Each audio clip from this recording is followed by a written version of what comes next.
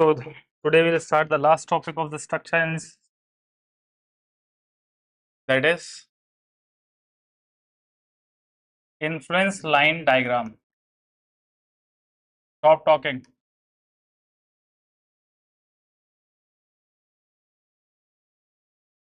Influence line diagram. What does it represent? ILD.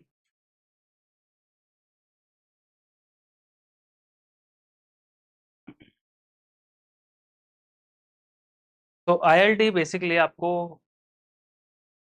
ये बताता है कि किसी भी फोर्स का या स्ट्रेस का या बेंडिंग मोमेंट का इफेक्ट ऑन अ स्पैन क्या रहेगा, किस प्रोपोर्शन में रहेगा। ठीक है। For example, suppose this is a girder and suppose it is a simply supported girder,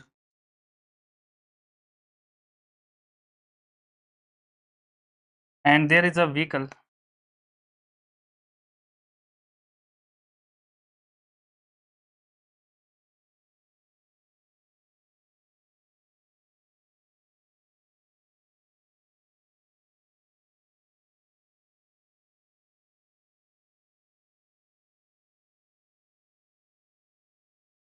obviously it will have some weight.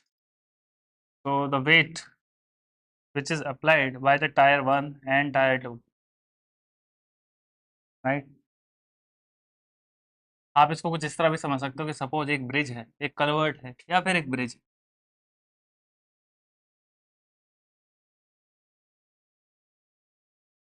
and this is a vehicle moving on this. So once it comes on the bridge, so due to this application of point load, what are the effects? How much reaction will taken by this reaction support A or by B? What is RB? What is RA? Acha, when it is moving and it's at somewhere on the girder, then what are the support reaction? What are the forces taken by the support A? अगर ये bridge है तो पियर A, peer B कितना सा load ले रहा है। अच्छा ये बताइए कि जब ये मूव करेगा तो किस पोजीशन पे जाकर मैक्सिमम लोड आएगा या मैक्सिमम रिएक्शन आएगी ए पर, मैक्सिमम रिएक्शन बी पर आए, इसके लिए लोड की प्लेसमेंट कहाँ होनी चाहिए, है ना। तो इस टाइप की प्रॉब्लम का सॉल्यूशन मिलेगा हमें इन्फ्लुएंस लाइन डायग्राम से। जैसे सपोज ये फ्रंट व्हील है, ये 20 यूनिट्स का लोड देगा, ये 40 का जो देगा, तो स्पैन पे किस पोजीशन पे इस व्हीकल को होने से मैक्सिमम बेंडिंग मोमेंट आएगा। तो accordingly we will design our girders, our cross beams to support that load, है ना। तो उन सब प्रॉब्लम्स का सॉल्यूशन के लिए we have to study influence line diagram which will give us a graphical representation of the behavior or the magnitude of the stresses when there is some types of loading apply at certain positions. ठीक है, so write down for influence line diagram.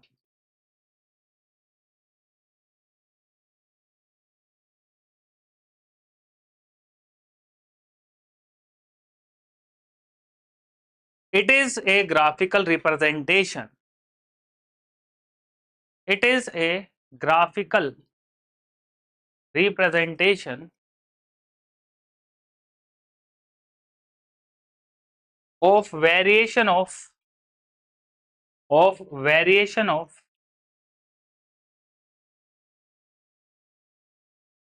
shear force, bending moment, reactions, etc.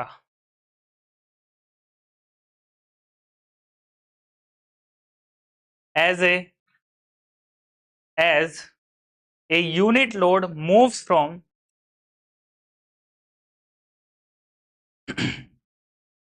as a unit load moves from one end to the other end of a structure.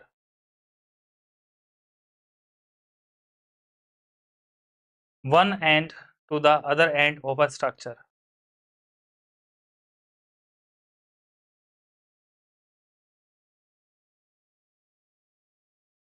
ठीक है,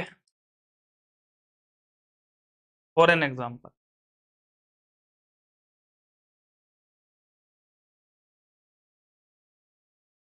अभी concept चल रहा है ना। अगर सिंपली सपोर्टेड बीम है मेरे पास,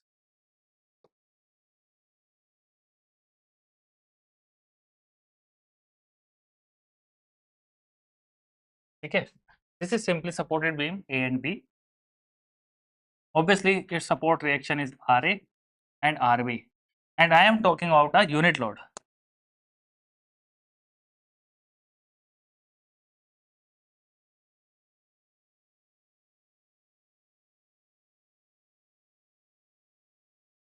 This is a unit load, ठीक है।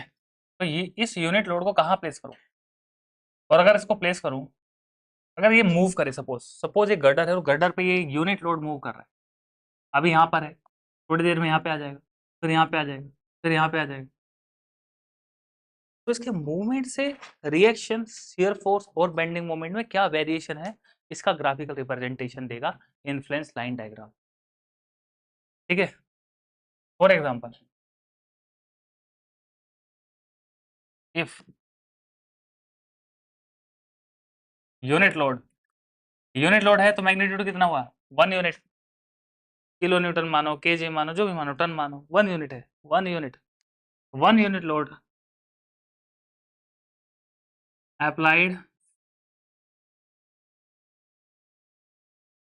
on A. If unit load is applied on A, what is support reaction? That here is some point C.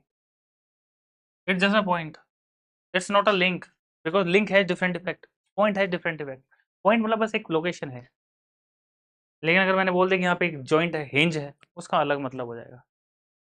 क्योंकि अगर लिंकेज हुआ तो लिंकेज से आपका ये चेंज हो सकता है ना, लेकिन जब मैं पॉइंट बोलता हूँ इसका मतलब क्या है कि this is point A, point B, ये एक गर्डर है ना, यहाँ पे पॉइंट सी है तो है, ये रिजिड बॉडी है, तो ट्रांसलेशन इज रिजिड ट्रांसलेशन, ठीक है, there is no flexibility.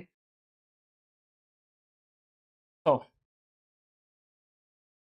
We know R A plus R B is equal to 1 y summation of all the force in y direction 0 होना चाहिए, इक्वेशन ऑफ इक्विलिब्रियम। तो what is the reaction of R A and what is the reaction of R B, तो R A कितना देगा, R B कितना देगा, कैसे पता चलेगा, तो उसके लिए मुझे मोमेंट लेना पड़ेगा। ये है मेरी ओल्ड अप्रोच, लेकिन इन्फ्लुएंस लाइन डायग्राम उस पुरानी अप्रोच को, जिसमें आपको 15 मिनट 20 मिनट या लॉन्ग स्ट्रक्चर को सॉल्व करने में टाइम लगता है, ये इन्फ्लुएंस लाइन डायग्राम की हेल्प से आप शियर फोर्स और बेंडिंग मोमेंट के मैग्नीट्यूड की वैल्यू कुछ सेकंड्स में निकाल देंगे, ठीक है। कन्वेंशनल अप्रोच क्या है, R A plus R B summation F I 0 1 हो गया, है ना, summation of all the moment at B ले लो, कितना होना चाहिए, 0, है ना। तो what is R A into, suppose L is the span, RA into L should be equal to 1 into L. RA is equal to what, 1. Support reaction कितना हुआ, 1 ही हुआ, क्योंकि वो ठीक उसी सपोर्ट के ऊपर खड़ा हुआ है।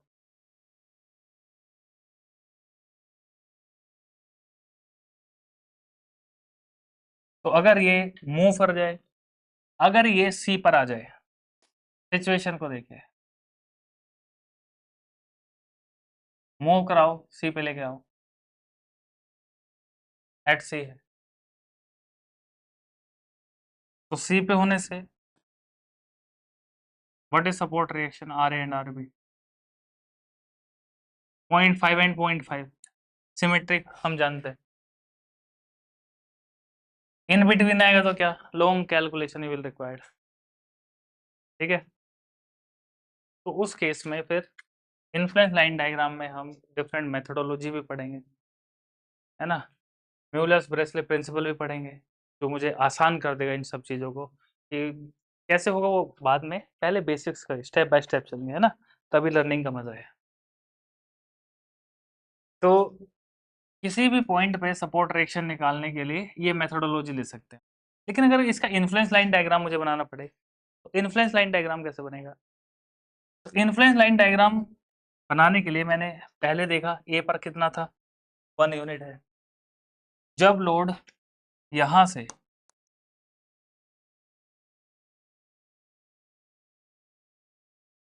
से मूव होकर बी पे आएगा तो क्या होगा, सॉरी सी पे आएगा तो क्या होगा, एंड देन जब ये बी पे चला जाएगा तो क्या होगा. तो सेम तरीके से यहाँ पे 0.5 हुआ और यहाँ पे आर ए की वैल्यू किसका, इन्फ्लुएंस लाइन डायग्राम बनाओगे तो किसी एक चीज़ का बनाओगे, या तो सपोर्ट रिएक्शन ए के लिए बनाओ, या सपोर्ट रिएक्शन बी के लिए बनाओ, या किसी पॉइंट सी के लिए बनाओ, शियर फोर्स किसी एक के लिए. इन्फ्लुएंस लाइन डायग्राम किसी एक चीज़ को रिप्रेजेंट कर रही है, सारे कॉम्बिनेशन नहीं लेके आ सकते आप उसको. यानी कि जैसे अगर ये if unit load is at C, तो R A into L minus 1 into L by two is equal to 0. भाई क्योंकि ये एल बाई टू डिस्टेंस हो जाएगा, ये भी एल बाई टू हो जाएगा. R A into L minus 1 into L by two equal to 0. That's why R A is equal to 1 by 2, है ना. अच्छा, आरबी की बात ही नहीं कर रहा हूँ मैं, क्यों, क्योंकि मैं influence line diagram R A के लिए बना रहा हूँ, आरबी की बात नहीं करेंगे. जब यही मेरा लोड पॉइंट बी पे चला जाएगा तो फिर से लो, R A into L minus 1 into distance, तो बी पे 0 ही है ना, summation of all the moment at B अगर 0 करें तो R A into L minus 1 into 0 is equal to 0. So what is RA? It is 0. Now you can see the support reaction is changing from 1 unit to 0 when the loads moves from point A to B. That means अगर मैं influence line diagram बनाऊं तो influence line diagram for RA लिखना पड़ेगा. किसके लिए है ये, ILD फॉर सपोर्ट रिएक्शन ए के लिए है. सपोर्ट रिएक्शन का बिहेवियर ऐसा था कि जब पॉइंट लोड यहाँ पे था, 1 यूनिट लोड यहाँ पे, तो ये 1 था, और जैसे जैसे ये मूव किया सेंटर पे 0.5 होते हुए 0 हो गया. So this is the variation of support reaction corresponding to the position of unit load applied on the girder AB.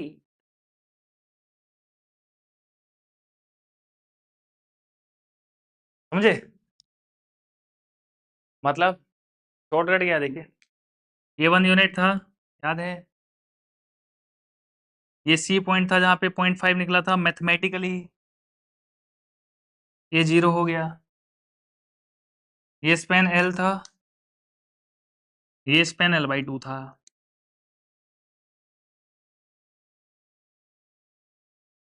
तो ये 1 0.0, these are nothing but the coordinates of this diagram. 1 unit, 0.5, 0.4, 0.3 coordinates हैं. तो influence line diagram के coordinates को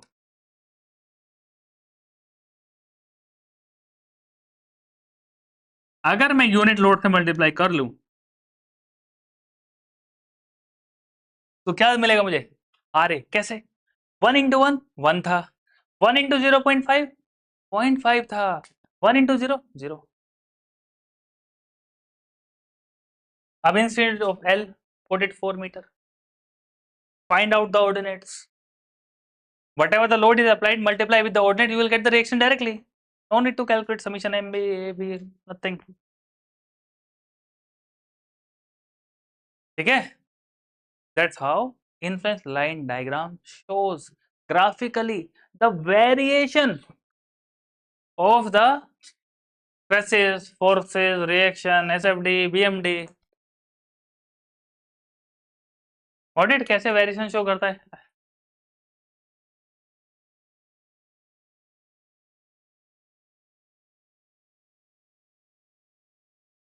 यहीं पे अगर मुझे इन्फ्लुएंस लाइन डायग्राम आरबी के लिए बनाना पड़े, सेम पोजीशन आरबी के लिए बनाओ, influence line diagram for support reaction B, ठीक है, this was the case, support reaction, there is a load, unit load, 1 unit,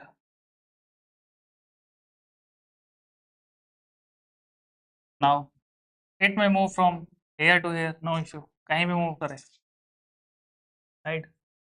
चलो, जब ये यहाँ था फिर से सेम पोजीशन, कहाँ कहाँ हो सकता है भाई ये, इसकी पोजीशन लिख लेते हैं, ये लो, ये दूसरी पोजीशन आ गई, ये तीसरी पोजीशन,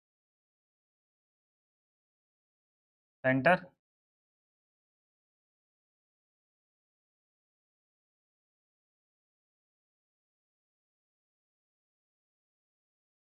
यही तो हो सकता है ना, ए पे था, सेंटर पे आया, बी पर,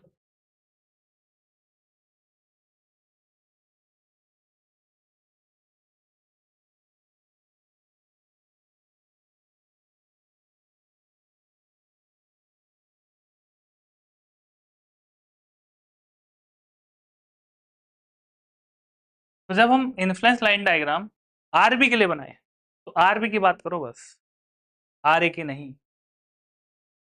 So when unit load at A, what is RB? No issue. Summation of all the moment at A should be 0. Take the RB. RB into L minus nothing, कुछ है नहीं, is equal to 0. RB की value कितनी आ गई? 0. ओ, ये तो ये भी बता रहा था मुझे कि RB 0 रहेगा, ऐसे RB नहीं बताया था, ये यहाँ पे बता देता। इफ RA प्लस RB 1 है और RA 1 आ गया तो RB तो 0 हो गया ना, वही बात यहाँ पे बोल रहे हैं मैथमेटिकली, ठीक है। यानी ILD बनाना स्टार्ट करता हूँ मैं साथ साथ में, अब इस बार साथ साथ बना देंगे, तो ये बना लिया, 0 है जी,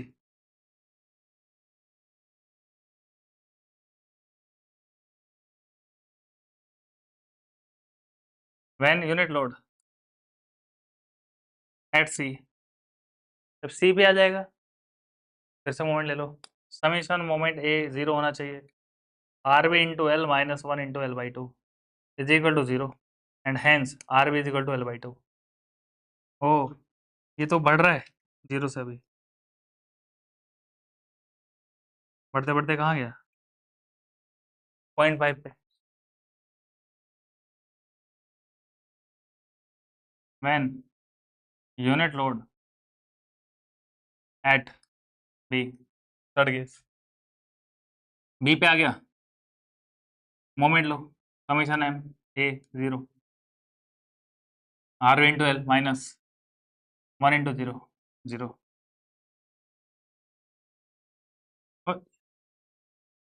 RB into L, oh 1 0 क्यों है, anti clockwise, length 1 is equal to 0, RB is equal to 1, 1 unit आ गया, इसको directly I can join like this,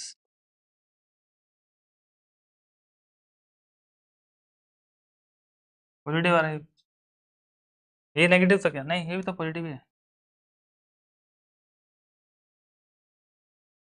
ILD for RA, ILD for RB, same thing, this is 1, this ordinate is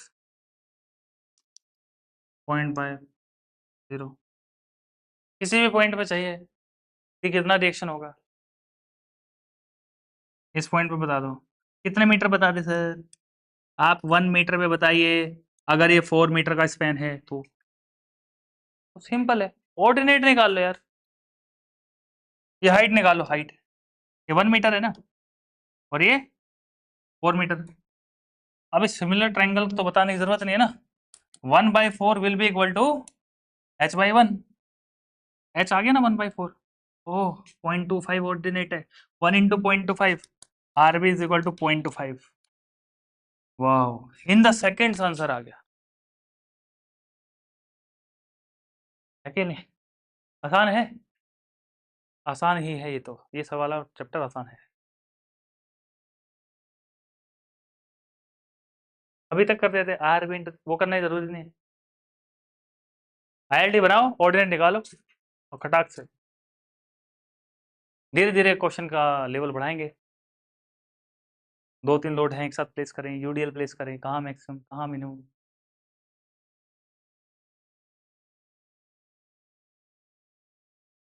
समझ में आए? कुछ doubt है तो पूछिए। Quick.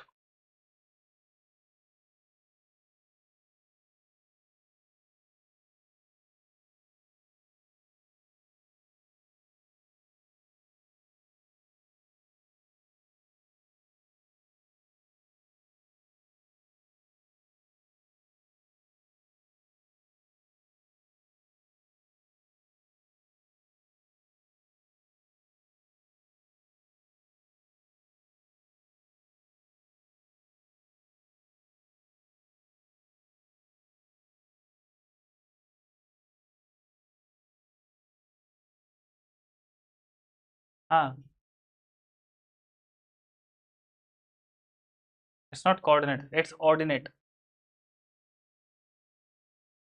It's not coordinate, it's ordinate.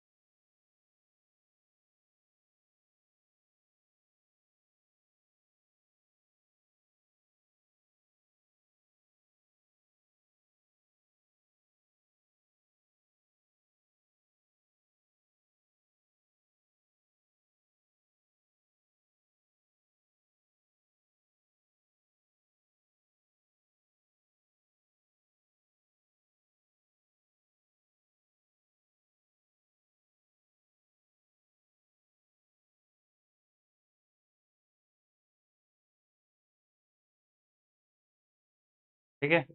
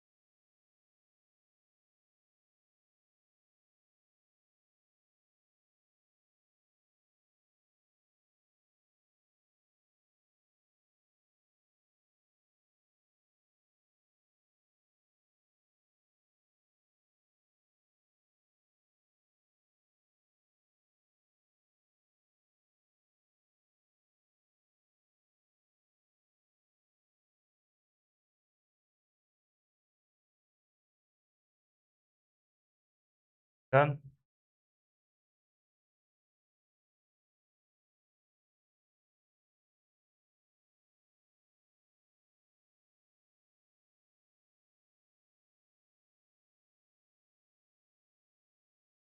कर दो चेंज।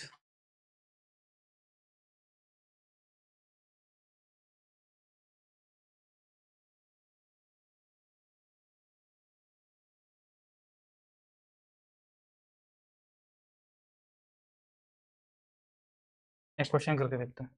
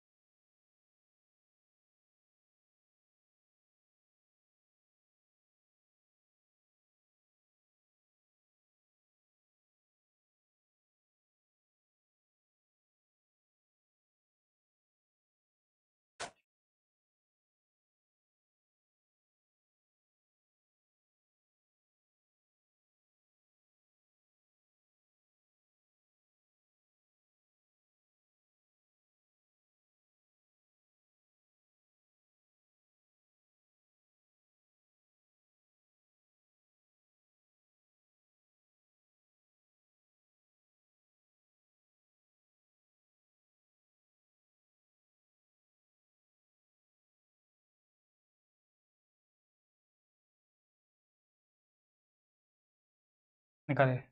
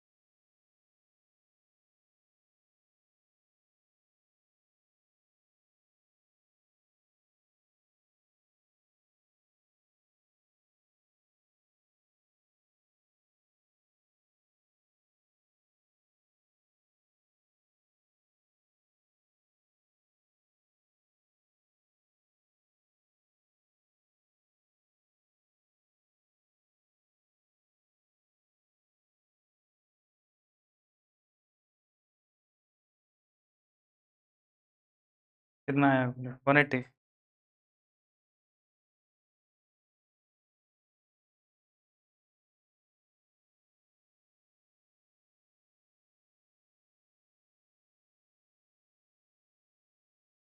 सीखेंगे, ये सिखा रहा हूँ मैं तुमको।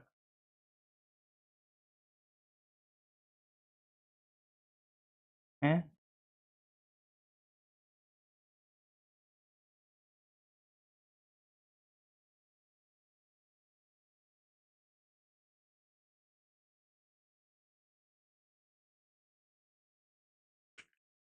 टेक्नोलॉजिया।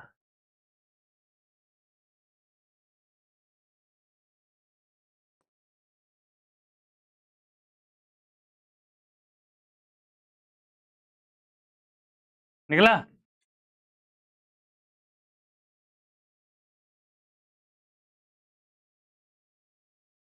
RB into 10 minus 100 into 2 minus 50 into 2 minus 200 into 3 equal to 0।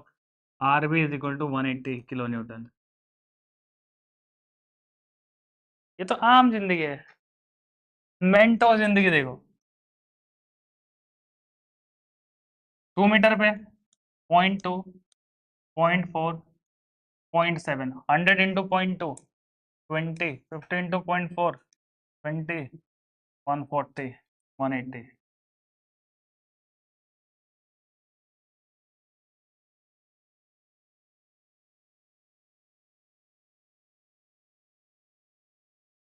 Same तरीके से करने से होता तो मैं क्या पढ़ा रहा हूँ फिर आज नए से। अब लोग मोमेंट ले रहे, हम आपको वही तो सिखा रहे कि बिना मोमेंट के करना सीखो।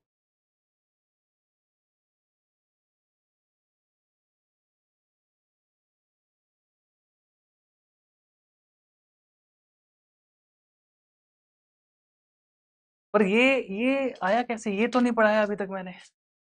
हेडिंग लिखिए पहले फिर। अब Muller Breslau principle.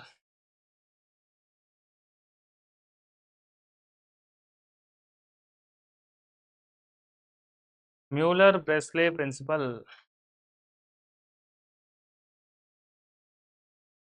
Muller MULLER।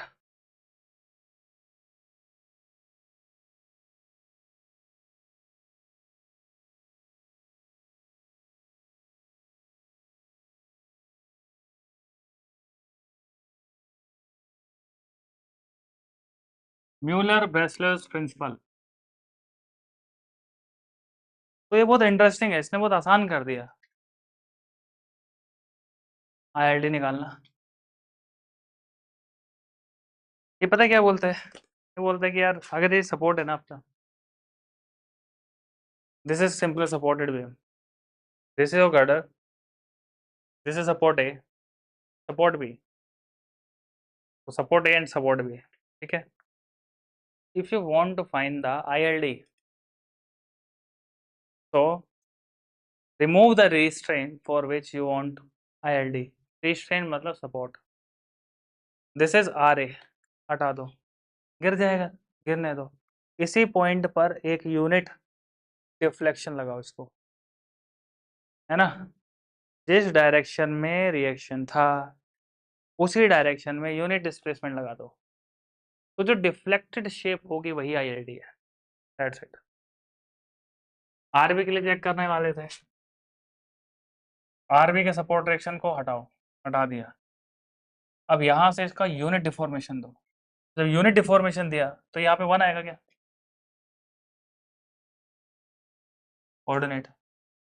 So the deflected shape of the beams give directly ILD.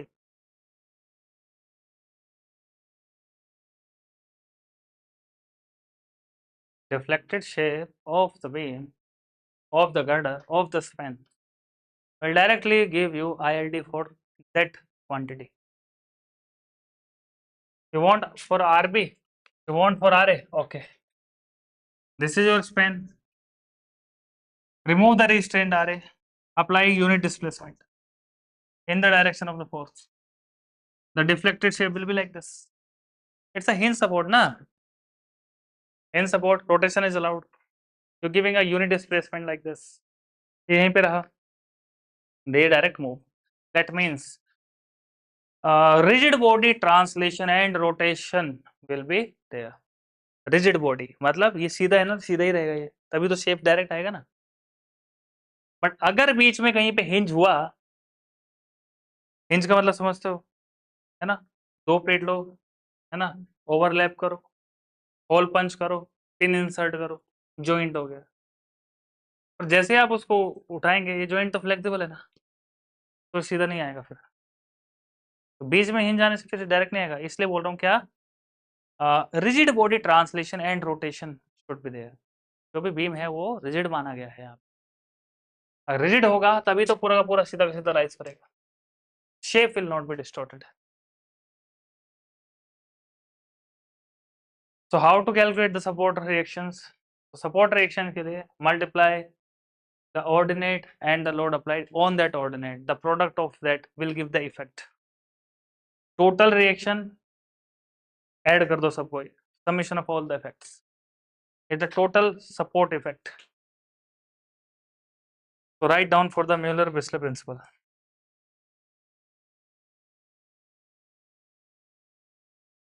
To draw ILD for reaction, to draw ILD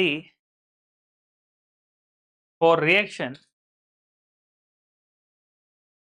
at any support, comma, remove the support and apply unit vertical displacement. Remove the support and apply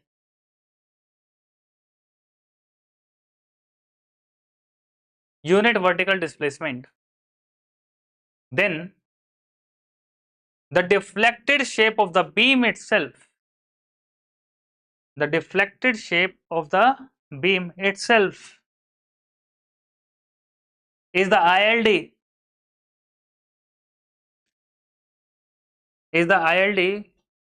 for reaction at support.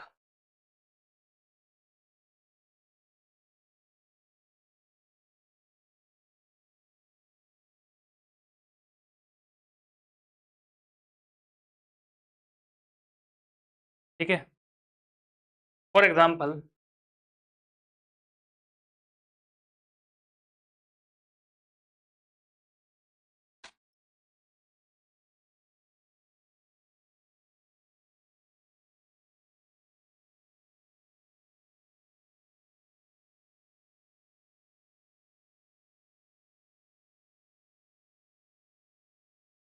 A, B, vertical reaction A, vertical reaction B. You want to draw ILD for A, subjected to a point load W, suppose at center. हमने तो principle of virtual work done भी तो पढ़ा था। क्या बताता था principle of virtual work done? Force into displacement, है ना। तो हम क्या करते हैं यहाँ पे वर्चुअल डिस्प्लेसमेंट लगा लेंगे, जैसे हमने वो इंट्रोड्यूस किया था स्ट्रेन एनर्जी में Q का वैल्यू, बाद में उसको जीरो कर देते थे क्योंकि additional equation we want to solve the unknowns. लगाया था ना हमने वहाँ पे एक वर्चुअल लोड Q, याद है first chapter strain energy method. तो वर्चुअल लोड अप्लाई किया था जिसकी वजह से वर्चुअल डिस्प्लेसमेंट आए थे, एडिशनल इक्वेशन मिल गया था हमें सोल्व करने के लिए। बाद में हमने Q की वैल्यू को जीरो रख के रियल वैल्यूज को फाइंड किया था। वैसे ही तो यहाँ पे भी है, हम लोग क्या करते हैं सपोर्ट रिएक्शन को रिमूव कर देते हैं।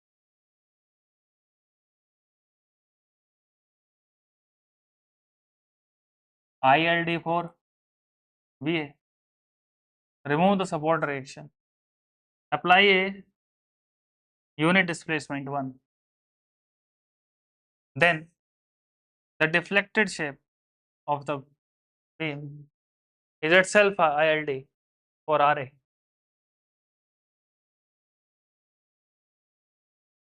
ठीक है, now at any point y, suppose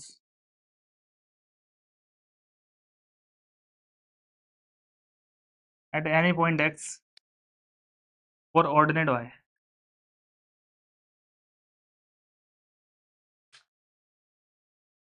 जैसे हमने पिछले क्वेश्चन में निकाला ना, अलग अलग x डिस्टेंस के लिए अलग अलग y था।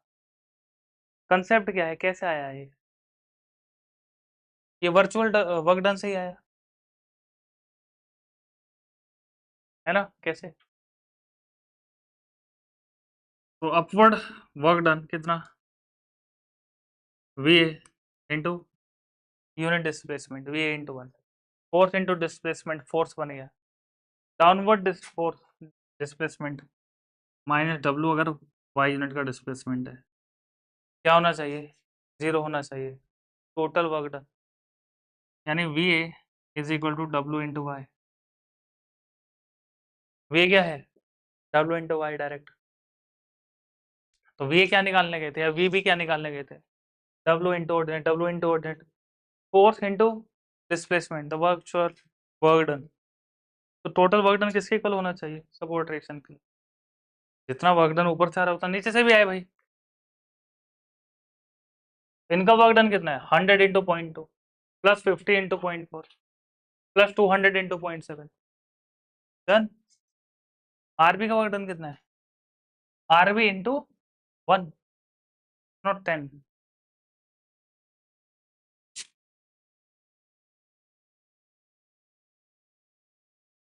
ऐसे ही तो है ना डिस्प्लेसमेंट होने के बाद, अरे ये तो आरबी है। तो अगर मैं इसको इस तरह लिखता हूं कि RB into 1 will be equal to W into y, तो एक कंसेप्ट म्यूलर ब्रेसले प्रिंसिपल से आया है कि अगर आपको मल्टीपल लोड्स निकाल का रिएक्शन निकालना है तो कैसे निकलेगा, from the virtual work done principle. ठीक है, तो मैंने वर्चुअली डिस्प्लेस किया, तो वर्चुअली डिस्प्लेस करने से वर्चुअल वर्क डन हुआ, कितना हुआ, फोर्स इंटू डिस्प्लेसमेंट। तो टोटल वर्क डन मैंने निकाला अपवर्ड डायरेक्शन में, तो कितना था, आर बी इंटू वन ही तो है डिस्प्लेसमेंट, डिस्प्लेसमेंट कितना दिया, वन का। तो बाकी लोड्स के लिए भी डिस्प्लेसमेंट मिल गया यार, उनका डाउनवर्ड है, तो इसलिए इक्वल टू रख दिया मैंने 100 इंटू वाई, तो उसका वाई पॉइंट कितना था, 0.2 plus 50 into 0.4 plus 200 into 0.7। Applying this, R B is 20 plus 20 plus 140 180।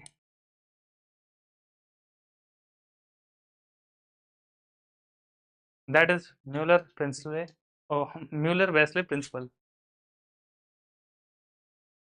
right? You need to remove the restraint, apply the displacement in the direction of the restraint, and the deflected beam will give directly the influence line diagram for the reaction.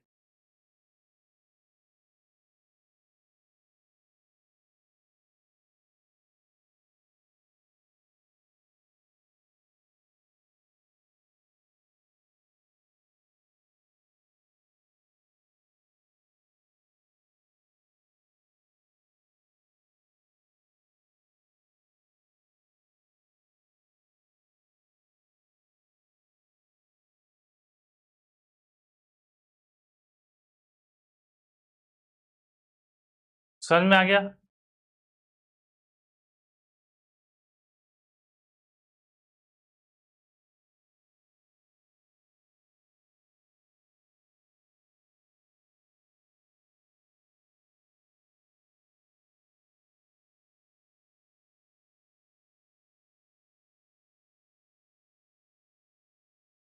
जल्दी से copy करो, फिर एक और question करो।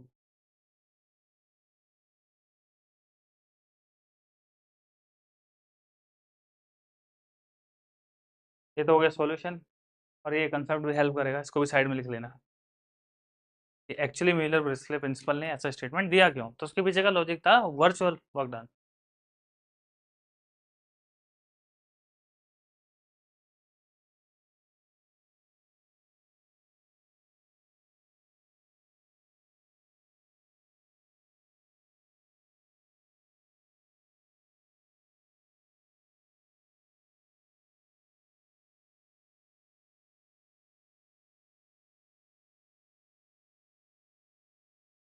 Whatever the work done virtually done on the beam, upward work done and downward work done should be equal to 0.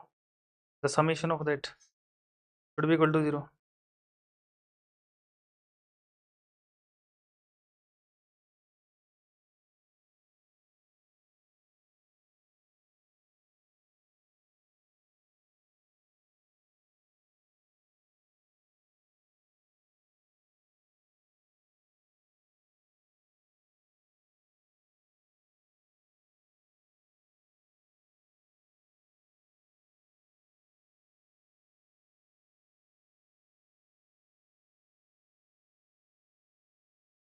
Done.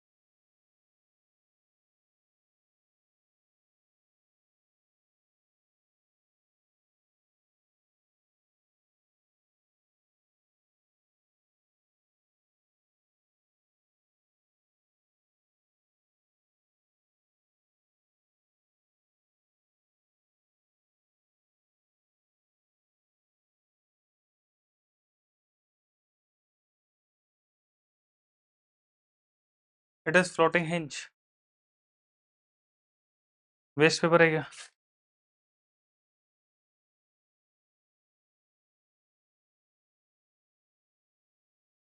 गरम करो, waste है।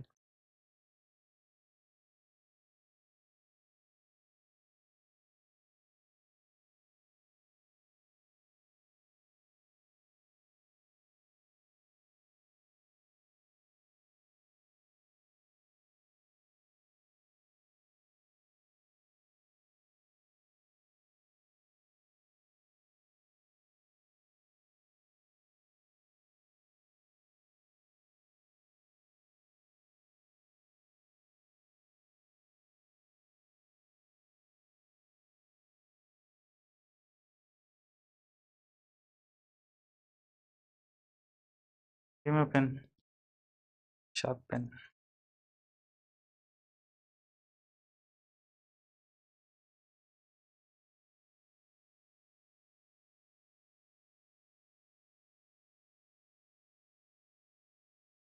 Now it is something like this. जो बीम है ना, what is the meaning of floating? Oh,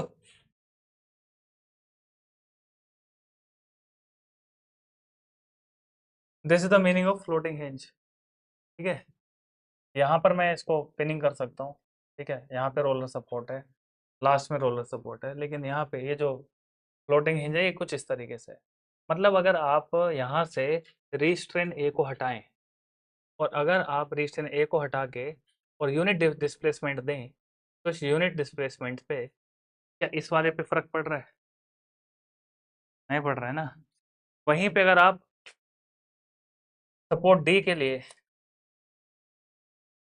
support D के लिए अगर ILD बनाएंगे, तो यहाँ से आप वर्चुअल डिस्प्लेसमेंट के लिए इसको यूनिट डिस्प्लेस करेंगे। तो अगर इस वाले पार्ट को यूनिट डिस्प्लेसमेंट आप देते हैं, रुक जाए, लाइक दिस, अगर आप इसको यूनिट डिस्प्लेसमेंट देते हैं, इसको, इस पे कुछ फर्क पड़ेगा क्या? जॉइंट का मतलब समझ में आ रहा है? It's a pin. तो लोड जो ये ले रहा है एट्रस एलिमेंट वाले केस है, ठीक है। लेकिन ये वाला जो मेंबर है ना, ये वाला मेंबर ए बी,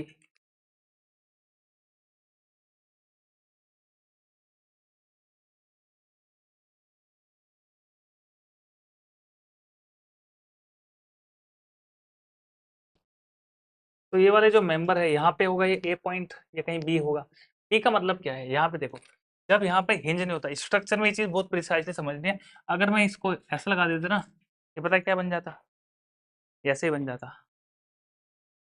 अगर ये ऐसा नहीं है डायरेक्ट, इसका मतलब ये वेल्डिंग से करके कुछ रोका गया है, लेकिन ये इंटरनल हिंजेज नहीं है यहाँ पे। It is just simply supported. Simply supported है मतलब क्या कि ये रोलर तो है, लेकिन रोलर पे जो सपोर्ट दिया गया है ना वो सीधा दिया गया है, यानी कि मेरा बीम इन बिटवीन डिफॉर्मेबल नहीं है। इसका मतलब अगर मैं यहाँ पे इसको ट्रांसलेशन या रोटेशन देता हूँ ना, तो ये रिजिड बॉडी रोटेशन होगा। लेकिन अब क्योंकि यहाँ पे इंटरनल हिंज है, तो ये पूरा पूरा बीम रिजिड बॉडी रोटेशन नहीं शो कर सकता है। रिजिड बॉडी रोटेशन कौन शो करेगा? A to B to C only. इसका मतलब जब आप डिफ्लेक्ट करेगा, तो डिफ्लेक्शन कैसा होगा? सिर्फ डिफ्लेक्शन सिर्फ ऐसा आना चाहिए। ये आपका स्पेन है, ए के लिए बनाएगा तो ए को उठाएगा, ए को उठाएगा तो कहां तक जाएगा? ये ऐसे जाना चाहिए सिर्फ। डी को उठाना चाहता है, डी को उठाओ तो कैसे जाना चाहिए? ऐसा, बस खत्म।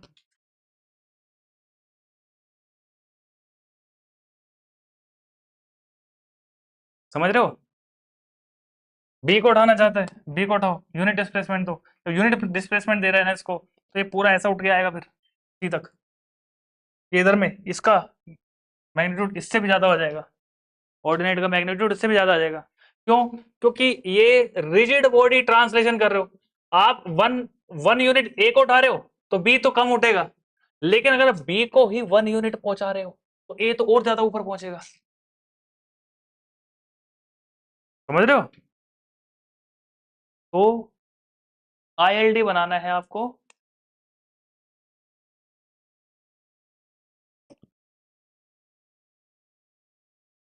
Draw ILD for BA, BB and BD। चलिए बनाइए, देखते हैं किसका सही है।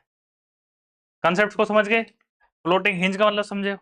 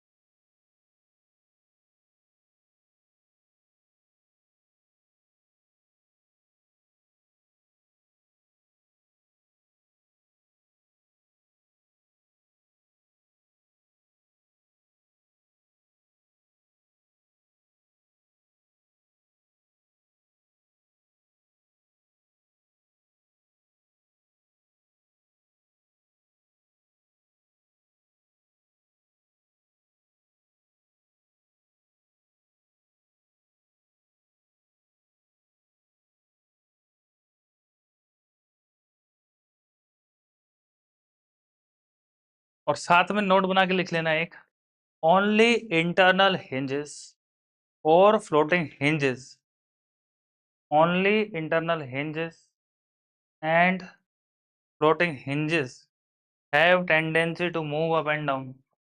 मतलब जैसे मैंने एक एक्सप्रेशन थोड़ा जल्दीबाजी में गलत बता दिया आपको, ध्यान से सुने। ए को उठाएंगे तो ठीक है, लेकिन जब बी को उठाएंगे, अगर हम बी पे डिस्प्लेसमेंट दे रहे हैं, ए को तो रिमूव नहीं किया है ना, ए पे पिनिंग है, आप बी को डिस्प्लेस करो, तो जब बी को डिस्प्लेस करेगा ए थोड़ी डिस्प्लेस होगा। कौन डिस्प्लेस हो सकता है? हिंज। ये है ना, ये फ्लोटिंग हिंज, क्योंकि पकड़ा हुआ यहां से देखो, आप बी को डिस्प्लेस करेगा तो, अगर आप बी को डिस्प्लेस करना चाहता है तो ये डिस्प्लेस होगा साथ में, कौन? सी। ये थोड़ा ही ए को रिस्ट्रेन नहीं, आप किसी एक रिस्ट्रेन को ही हटा रहे हैं, यानी एक सपोर्ट रिएक्शन को हटा रहे हैं, डिस्प्लेसमेंट दे रहे हैं। ए को हटाएंगे, इसको डिस्प्लेसमेंट देंगे, तो ये तो ऐसा मूव करना पड़ेगा क्योंकि ये पूरा का पूरा उठ रहा है। लेकिन यहाँ पे जब बी को डिस्प्लेसमेंट दे रहे हैं, ए को रिस्ट्रेन कर रहे हैं, तो मूवमेंट की पॉसिबिलिटी जो है वो ऐसा है, बिल्कुल बिल्कुल ऐसे ही है, लाइक दिस। बी को दे दो ऐसा, तो देख रहे हो ना कैसा ये ऐसा आएगा, ये ऐसा आएगा।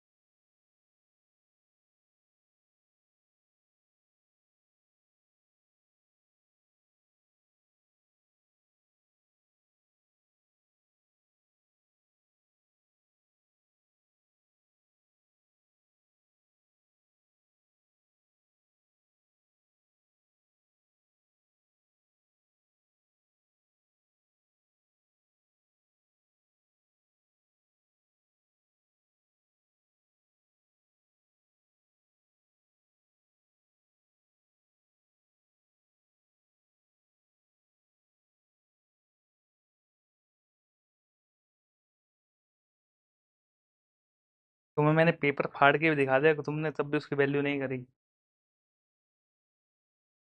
तुम्हारा भी गलत है।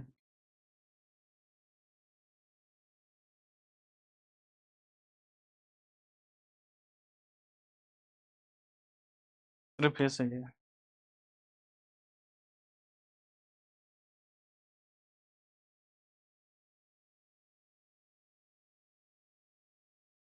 लास्ट वाला सही है, फर्स्ट वाला भी सही है। 20 वाला, 20 वाला गलत है।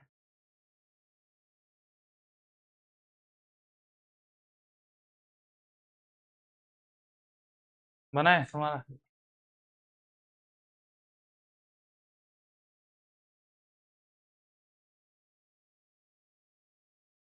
इसको क्या कर रहे हो? तुमने चले क्लास में? दिखाओ तो तुम।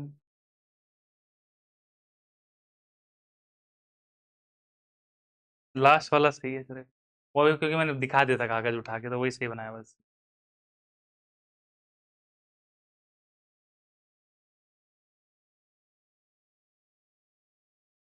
नहीं,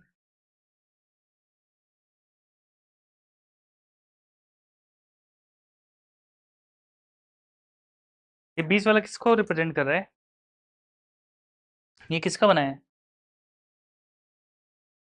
अगर बी का बनाया है तो क्या किया?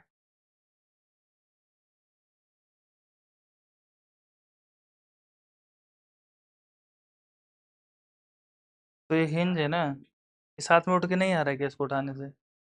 जब तुम इसको उठा रहा है।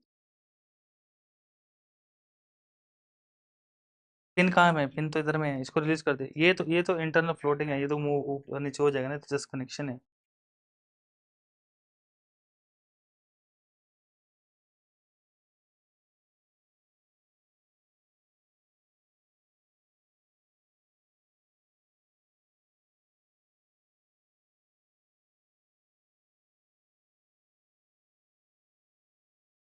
फर्स्ट देखें,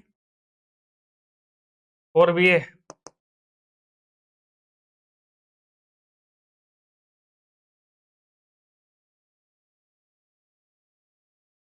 अभी अब मैं क्या आपके लिए स्टील की प्लेट्स लेके आऊं, उसमें रिवेटिंग करवा के?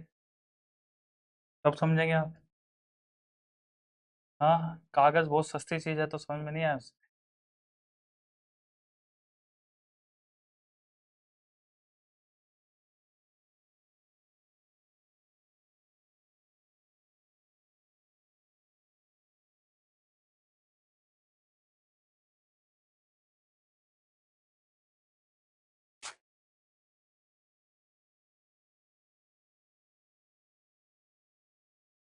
एक सेकंड दो।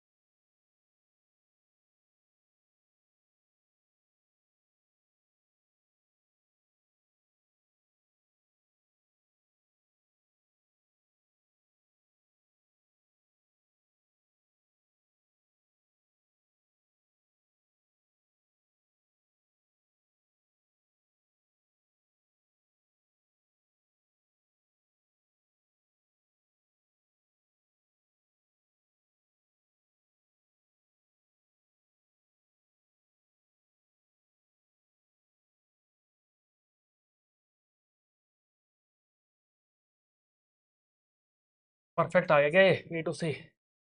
अब सपोज ये ए टू सी है और आपने इसको ऐसे रिमूव किया, रिस्ट्रेन हटाया, इसको आप इस तरह मूव कर रहे हो। अब क्योंकि यहाँ पे तो पिनिंग है ना, तो ए से लेके सी तक तो आपका कैसा है, एक रिजिड बॉडी है यार। इन बिटवीन तो डिफॉर्मेशन नहीं हो सकता है, समझ रहे हो। ए से लेके सी तक एक पूरा एक मेंबर है, और सी से लेके डी तक दूसरा मेंबर है। तो जब आप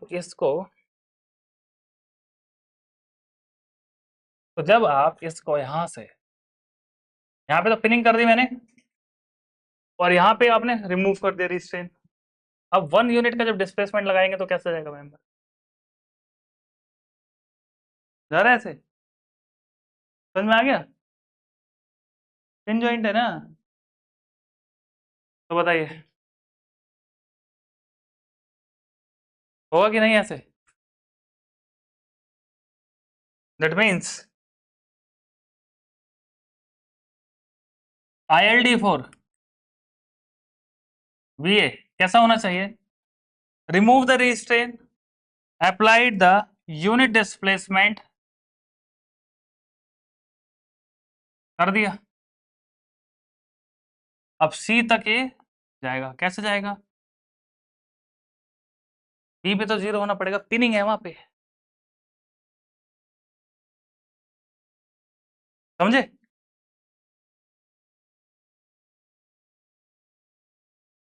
this pinning, remove the restraint, applied the unit displacement, so deflected shape is the ILD।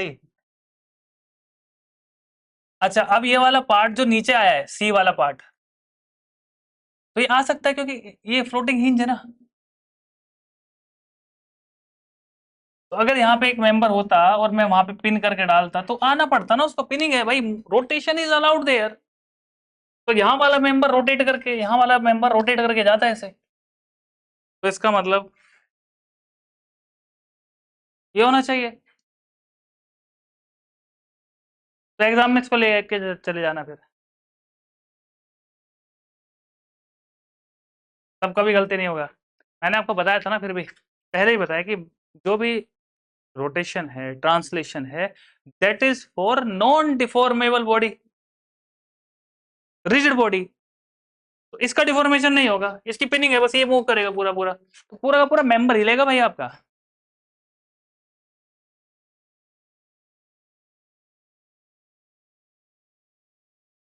समझ में आ गया क्या संजय।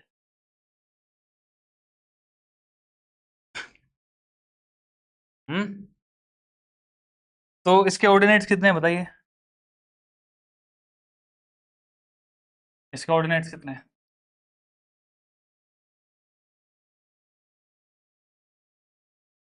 हम्म, 3/4 ही है ना।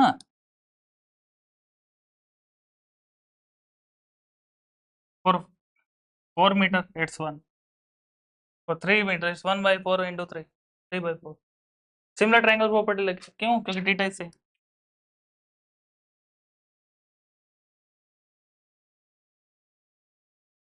कितने स्टूडेंट का यही बना था फर्स्ट टाइम में, बताइए, रेज योर हैंड। एक का भी नहीं।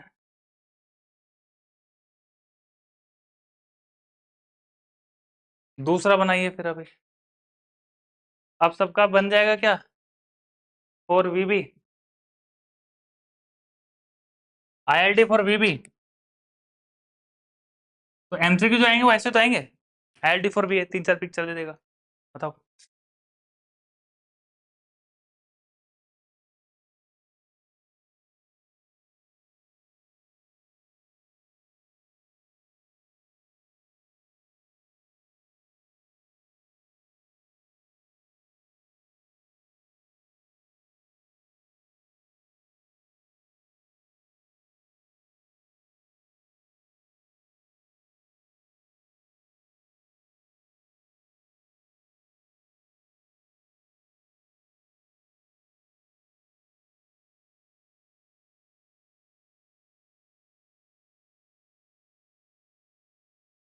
क्या हुआ, कौन है, समझ में नहीं आ रहा अभी भी।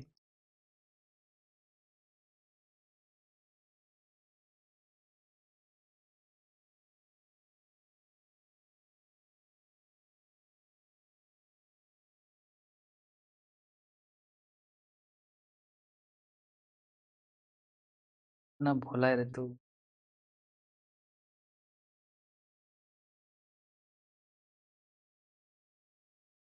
अभी तुम कौन ने खुद पे हंसेगा, देखो दिखाता है तुम्हें कैसे।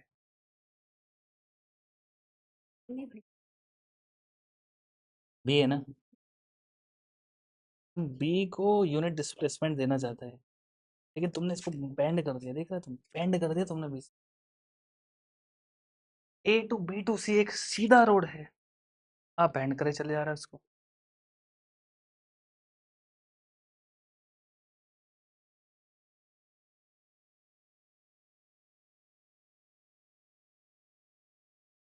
मैं कब कह रहा हूँ कि वो हटेगा वहां से।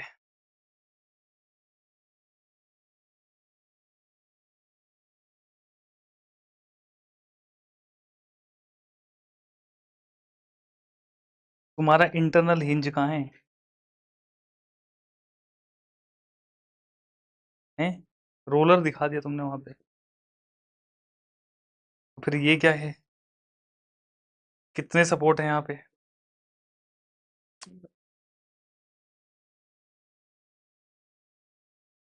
हम्म,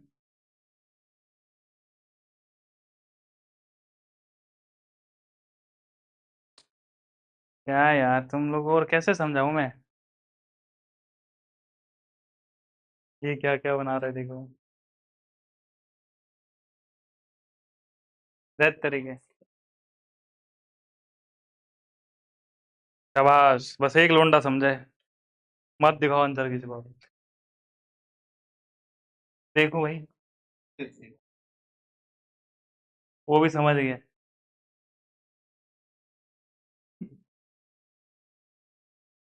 ये भी समझ गया है।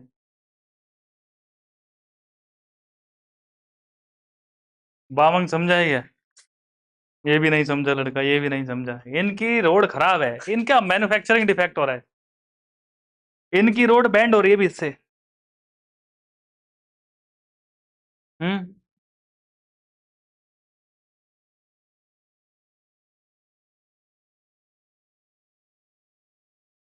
तो ठीक है।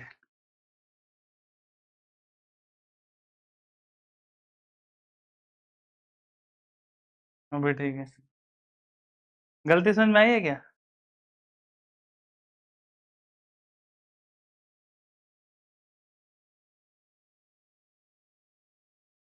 आप देखो जरा, ज्यादा पढ़ने से तो लग रहा है दिमाग ना हीट कर गया आपका, सीपीयू सिस्टम।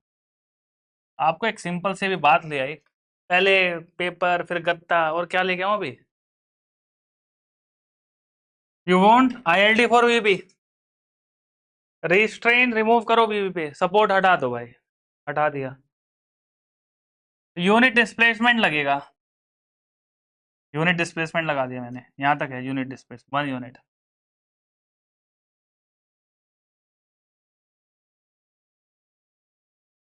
ये मेंबर था,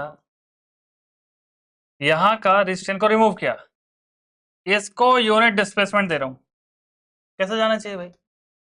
ये कैसे लोगों का बेंड हो रहा है बीच से? आपको नहीं पता है कि ए टू बी टू सी एक सिंपल, एक सीधा साधा बीम है, रिजिड बॉडी है ये, तो रिजिड बॉडी सीधी क्यों नहीं उठ पा रही है आपकी? क्या मैन्युफैक्चरिंग डिफेक्ट है यार?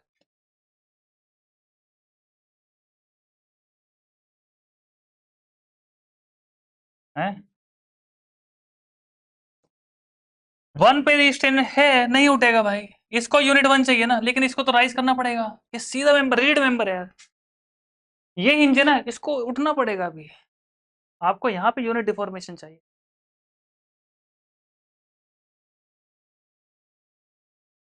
ये 3/4 था, ये 7/4 हो जाएगा, और क्या? ये 1 है। बहुत मुश्किल क्वेश्चन है क्या? क्यों कौन नहीं?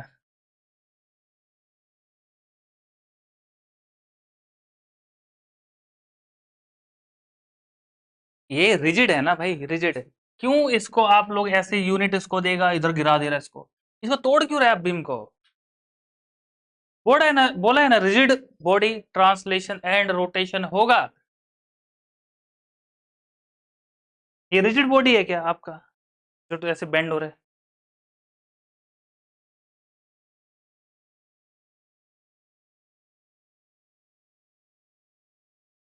क्या जो ऑन दो, कहाँ पे लिखा है हिंज मैक्सिमम नहीं हो सकता है? हाँ,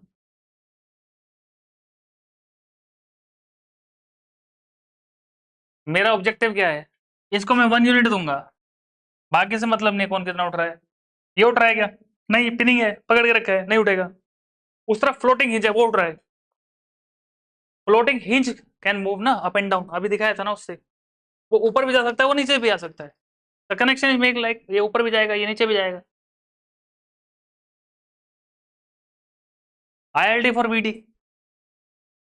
ये कंसेप्ट 2 मिनट से ऊपर का नहीं था, 15 मिनट लगाए इसमें।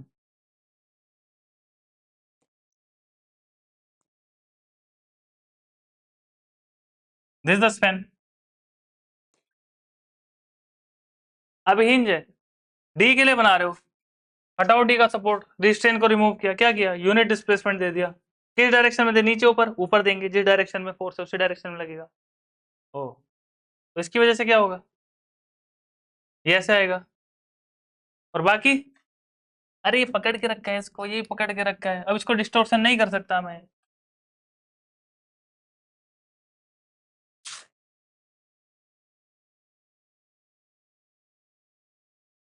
हिंज है ना, हिंज से मूवमेंट हो गया उसका बस।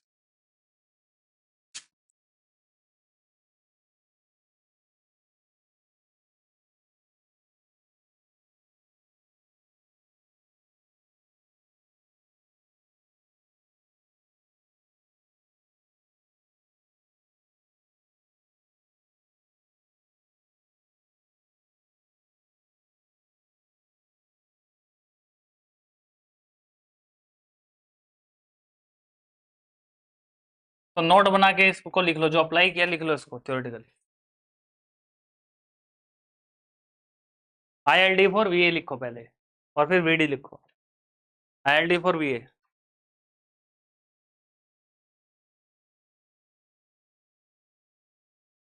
ILD फॉर VA, फर्स्ट वाले के लिए लिखिए। Without removing the support at B and D, without removing the supports at B and D, remove the support at A.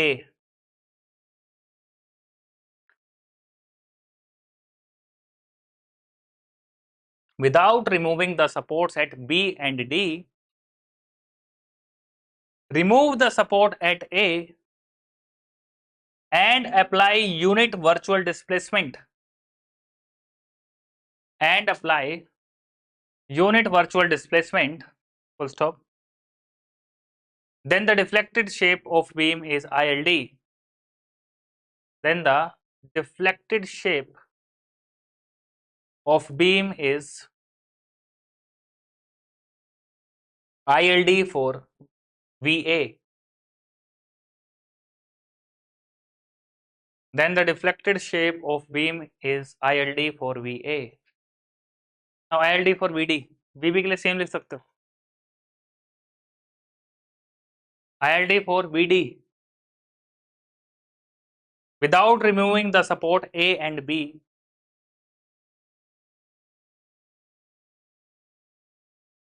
without removing the support A and B, remove the support at D.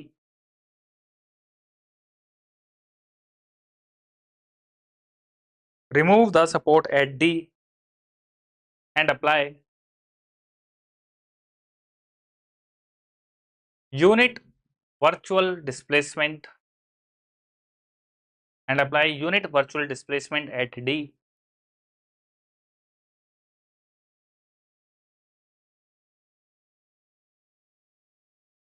Deflected shape of the beam is ILD for VD. Deflected shape of the beam is ILD for VD.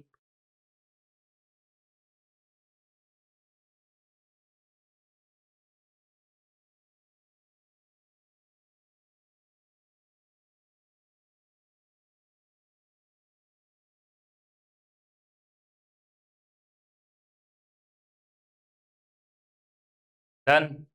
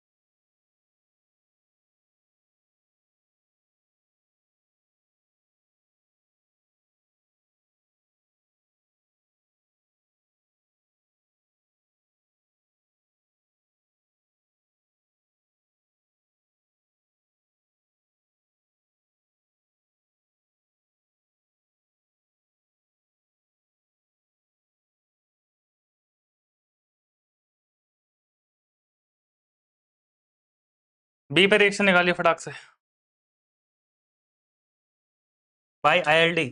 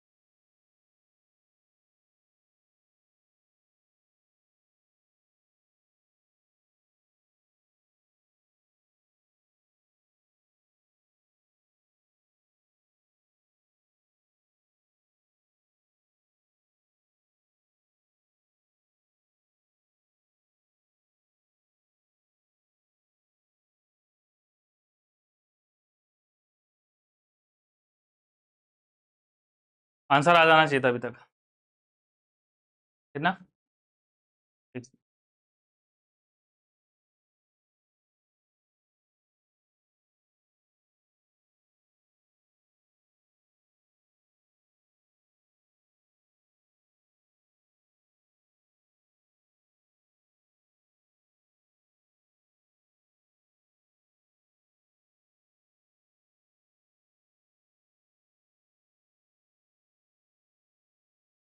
निकल गया? हाँ, कैसे निकाला 80 तुमने? हम्म,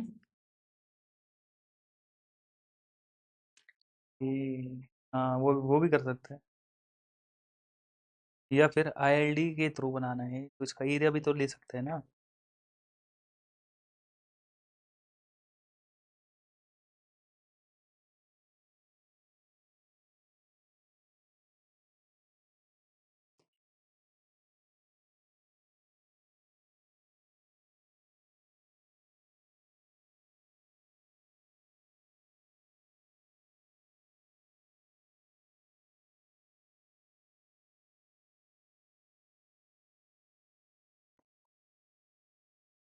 जैसे 10 pen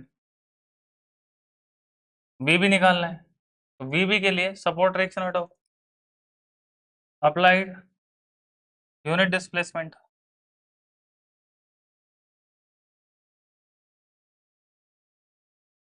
है ना? Okay, तो UDL this UDL can be assumed a strip of loading like this ना, ऐसे ही है ना?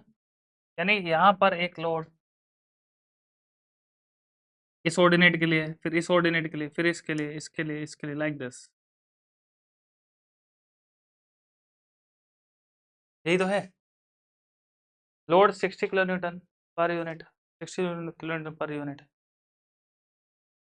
तो ऑर्डिनेट निकालो, टोटल कितना है 9, तो ये कितना हो जाएगा 1 आउट ऑफ 9, 1 और 5, 5 आउट ऑफ 9, ये 9 आउट ऑफ 9 यानी कि 1,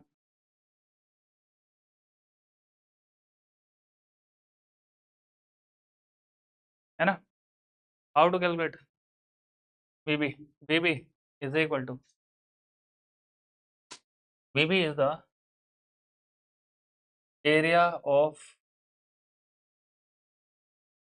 ILD below UDL into rate of loading।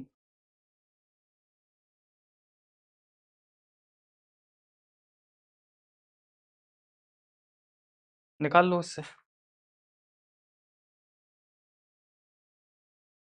Area कितना निकल जाएगा, half of sum of parallel height into height, area हो गया, into rate of loading 60 is equal to 6/9 into 2 into 4 into 60, तो 2 3 3 80 kilometre.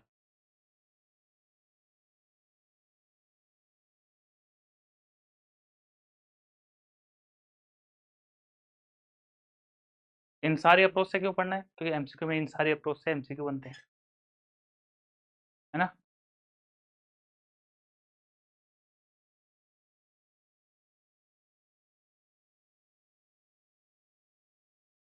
Then what is VA? VA निकालो। VA के लिए क्या करेंगे? This was the span, remove support reaction, apply unit displacement, this is ILD for VB, VA, this is ILD for VB, ILD for VA, 1 unit. ये ordinate कितना हो जाएगा? हाँ, 4/9, this is 8/9, this is the area under curve. तो VA कैसे निकल जाएगा? Area निकाल लो, 8/9 plus 4/9, half of sum of parallel height into height 4 into 60 is equal to 8 4 12/9, 1/2, 4/6। तो कितना हो गया? 12 तो 48 हो गए।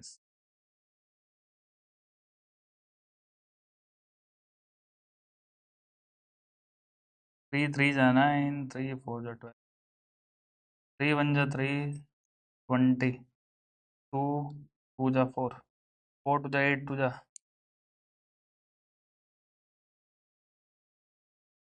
160।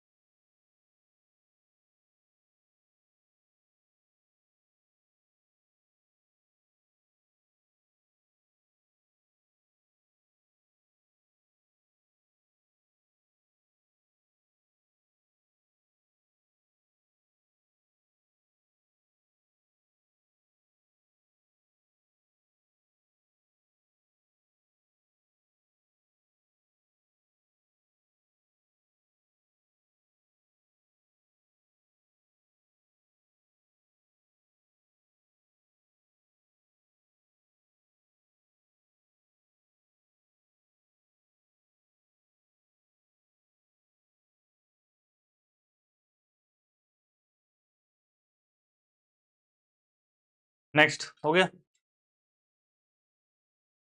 Now next type of problem, suppose there is simply supported beam, एक गर्डर है, एक ब्रिज है, एक स्पैन है 12 मीटर का, and there is a pier 1 and pier 2 या VA, कुछ भी मान लो, pier A and pier B। Don't talk. So there is a truck.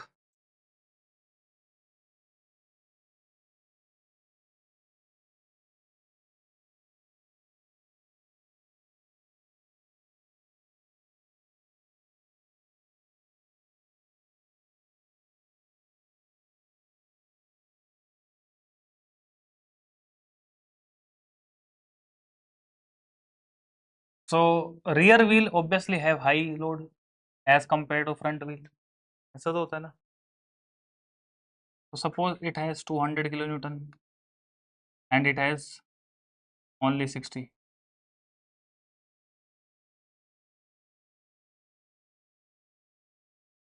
So it can move like this. और ये उधर से भी तो आ सकता है घूम के फिर. है ना, उधर से आएगा तो फिर इसका अपोजिट हो जाएगा।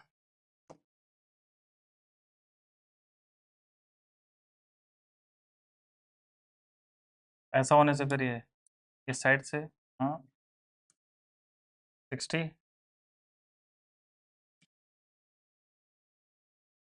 60 एंड 200 हो सकता है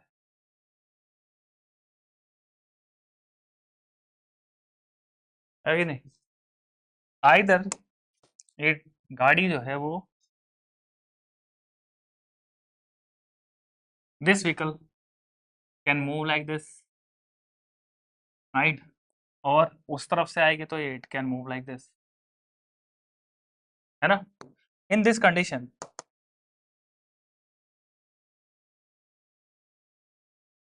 calculate maximum support reaction at B, यानी मैक्सिमम कितना लोड आ सकता है मेरे पियर पे।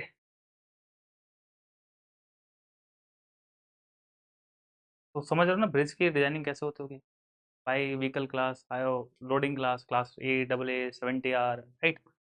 तो सबका यूटिलाइजेशन एक्चुअली इंजीनियरिंग में का है। तो ये पियर वगैरह जब आप डिजाइन करेंगे तो मैक्सिमम लोड कितना आ सकता है, तो उतने के लिए मेरा जो कॉलम है वो सफिशिएंटली स्ट्रेंथ रखना है। तो कितना मैक्सिमम होगा अगर इस टाइप की लोडिंग मूवेबल हो, तो मैक्सिमम लोड क्या होगा और किस तरीके से वेरिएशन हो रहा होगा। तो वेरिएशन तक तो अभी आगे तक जाएंगे, अभी तो हम बहुत ही बेसिक्स पढ़ रहे हैं। बताइए मैक्सिमम रिएक्शन निकालिए बी पे कितना हो सकता है। दैट मीन्स इसके लिए मुझे ये बताना पड़ेगा आपको कि जो एक्सल है ना, एक्सल लेंथ ये 4 मीटर का है।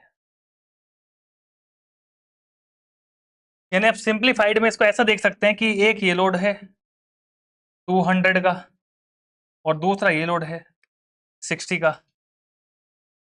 कोई भी किसी को लीड कर सकता है, कोई 60 आगे भी हो सकता है 60 पीछे भी हो सकता है। What are the different location, there may be different locations हैं, बट आपको वो लोकेशन ट्रेस करनी है जहां पर प्लेसमेंट से मैक्सिमम रिएक्शन है, क्योंकि कहीं ना कहीं पे तो इसके मूवमेंट होने से मैक्सिमम सपोर्ट रिएक्शन प्रोड्यूस होगा। तो आपको लोकेशन नहीं पूछा है, रिएक्शन पूछा है कि मैक्सिमम सपोर्ट रिएक्शन कितना होगा इस लोड के मूव करने से उस ब्रिज के ऊपर, फाइंड आउट।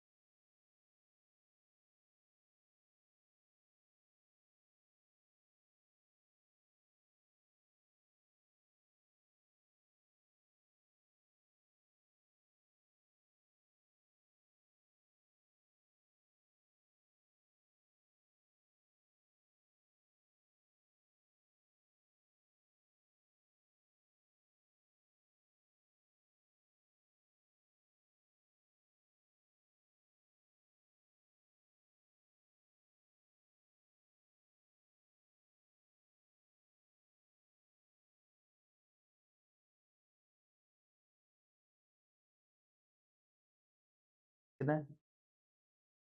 हम्म,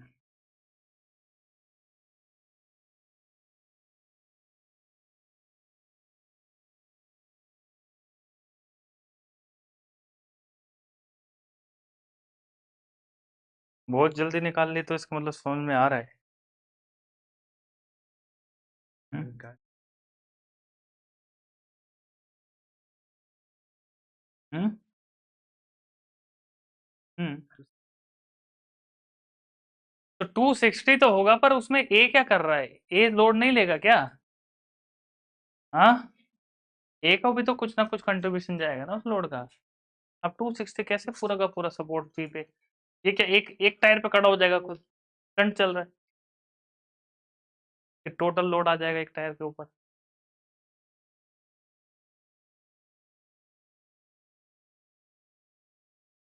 क्वेश्चन को किसी भी तरह से फ्रेम कर सकते हैं, जैसे a vehicle whose weight is 300 ton, है ना, and its weight is distributed on the front wheels 40% of the total. तो वो सब क्वेश्चन फ्रेम करने लैंग्वेज, अब कंसेप्ट को समझिए, लैंग्वेज से फिर अलग हो गया। कितना है? अरे ये लोग निकाल ले सब। देखिए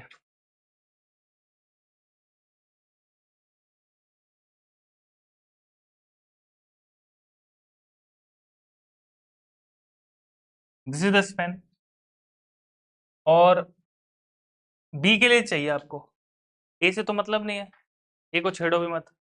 बी निकालना चाहते हो, रीस्ट्रेन बी को हटाओ, apply unit displacement, what is ILD, deflected shape is ILD, ठीक है। So this is ILD for VB, no issue. Now if this is the load,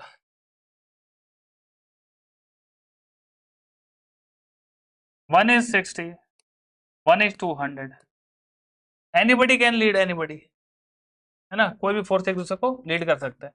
तो अगर मैं ये सिचुएशन में लेके जाऊं तो मैक्सिमम कहाँ आएगा, तो इसी के बी के ऊपर रख दो, तो इस पे तो यूनिट ऑर्डिनेट है, तो ऐसा बनेगा 60 × 1, और इसका जो भी ऑर्डिनेट बनेगा 4 मीटर पे, तो 4 मीटर का ऑर्डिनेट चाहिए मुझे यहाँ पे, 4 मीटर का ये तो गैप मेंटेन करेंगे, तो 4 मीटर पे ऑर्डिनेट क्या है, तो बताइए, 2/3, है ना। तो अगर मैं 2/3 ऑर्डिनेट पे कुछ इस तरीके से प्लेसमेंट रखूं कि 60 वाला इधर रख दूं 200, तो 60 × 1, 200 × 2/3, ये ज्यादा रिजल्ट दे रहा है या ये वाली कंडीशन ज्यादा रिजल्ट देगी? ऑब्वियसली ये देगी, 200 की मल्टीप्लाई सीधा 1 से हो रही है ना। तो वी भी इस कंडीशन में होगा जब मैक्सिमम लोड डायरेक्टली स्फीयर के ऊपर आए।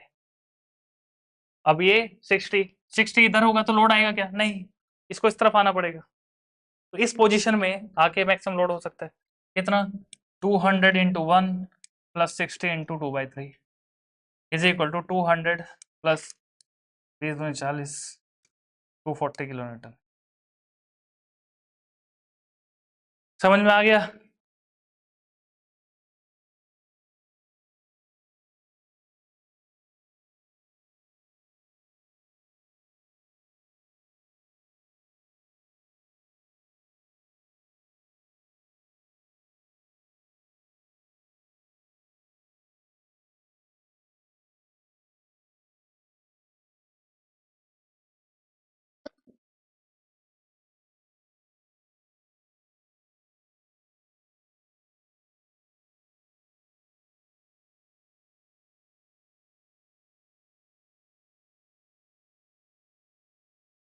Done. Now suppose 80 kilo newton पर metre run UDL moving on a span AB 16 meter long,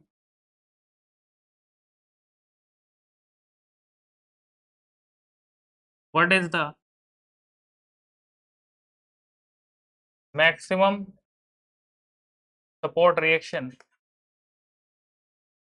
produced at A?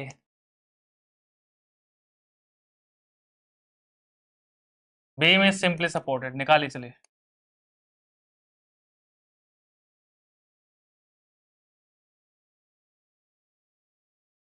Eighty kilometre पर मीटर रन, यहाँ पे एक और चीज ऐड करनी पड़ेगी, that is suppose 80 kilo newton पर मीटर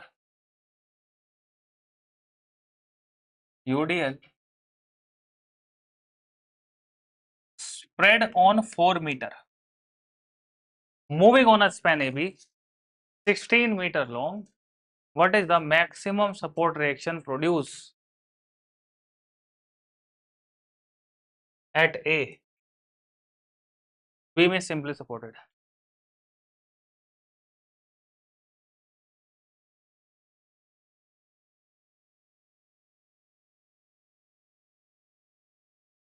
ये हवा नहीं दे रहा है, कम दे रहा है। आदमी लोग ज्यादा होने से फिर गर्म होता है।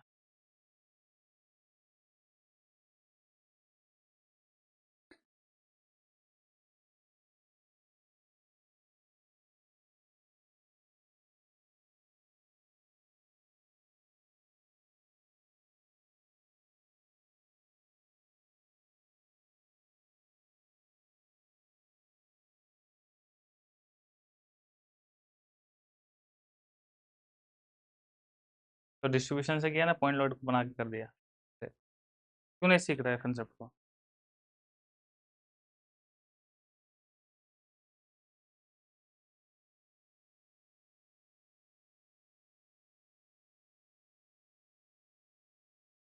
हम्म हम्म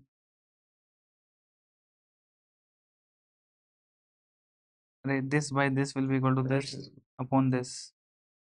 सिमिलर ट्रायंगल निकालने नहीं आ गया? 1/4 will be equal to x/3। x की वैल्यू निकल जाएगी।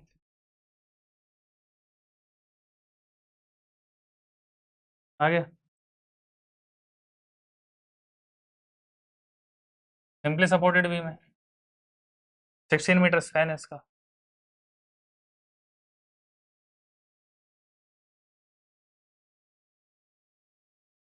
ए बी स्पैन इज 16 मीटर। तो देयर इज अ यूडीएल।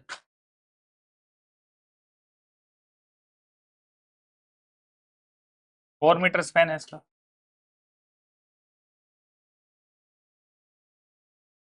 और रेट ऑफ लोडिंग है 80 किलो न्यूटन पर मीटर रन। अब ये मूव कर रहा है। कहाँ मूव कर रहा है? तो ऐसे मूव कर सकता है ना कहीं पे भी। तो ए के लिए पूछा है तो मैक्सिमम ए के लिए ए से ही शुरू करना पड़ेगा। ऐसा करूंगा तो आधा अर्थ के ऊपर है, आधा बीम के ऊपर है ना। तो ए से स्टार्ट करना पड़ेगा मैक्सिमम के लिए। तो ये पोजीशन होनी चाहिए। बी में पूछता तो बी से स्टार्ट कर लेता मैं इसको। अब क्योंकि ए के लिए पूछा तो मैक्सिमम ए पे पूछा तो ए से स्टार्ट करूंगा।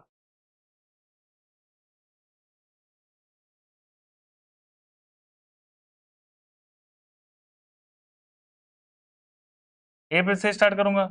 रेजिस्टेंस ए को रिमूव करो, यूनिट डिस्प्लेसमेंट अप्लाई करो। ये हो गया आपका deflected shape of the beam is the ILD of V A. ILD बन गया। तो इसके ऑर्डिनेट देख लो कितना हो जाएगा ये। This is 16/16 is equal to 1 है ना। तो ये स्पेन कितना है? तो ये हो गया 12/16 और क्या 3/4 हो गया या 0.75 हो गया, है ना। तो डायग्राम का area into rate of loading. तो वी एम एक्स डायग्राम का area half of sum of parallel side 1 plus 0.75 into height into rate of loading is equal to. ये सब एमसीक्यू हैं आपके 1 मार्क्स के।